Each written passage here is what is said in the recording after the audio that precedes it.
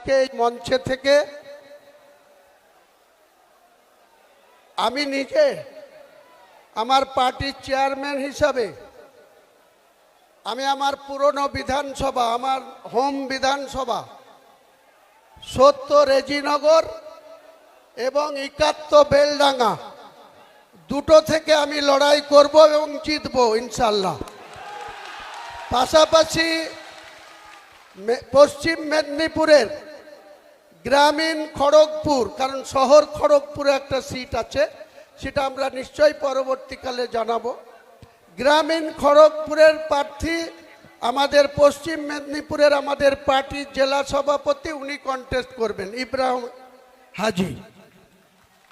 এবং 54 মালদা বৈষ্ণবনগর মুস্কেরা বিবি, উনি কন্টেস্ট করবেন 54 বৈষ্ণবনগর থেকে মালদার। হাত তুলে সবাইকে নমস্কার করে দেন।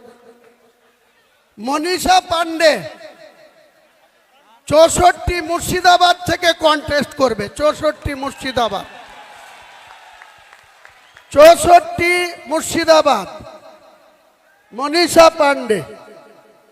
আরেকজন দেখছেন বিশিষ্ট ব্যবসায়ী, ভগবানগোলা বিধানসভা 62 নম্বর বিধানসভা, ওনারও নাম হুমায়ুন কবির, উনি কন্টেস্ট করবে ভগবানগোলা বিধানসভা থেকে। আমি দুটো সিটে কন্টেস্ট করব আর 4 জনের নাম ঘোষণা করলাম। আর একজন ডাক্তার হুমায়ুন কবির, তিনি বিশেষ কারণে ব্যাঙ্গালোরে আছেন, তিনার সাথে আমার কালকেও কথা হয়েছে, আজকেও তিনি বলেছেন যে আমি যেতে পারলে খুব ভালো লাগতো, কিন্তু আমি আপনার সঙ্গে আছি। উনি 2016 সালে রানীনগর বিধানসভায় কন্টেস্ট করেছিলেন তৃণমূলের হয়ে, তৃণমূলেরই কিছু গদ্দার তাকে হারিয়ে দিয়েছিল 2016 সালের নির্বাচনে।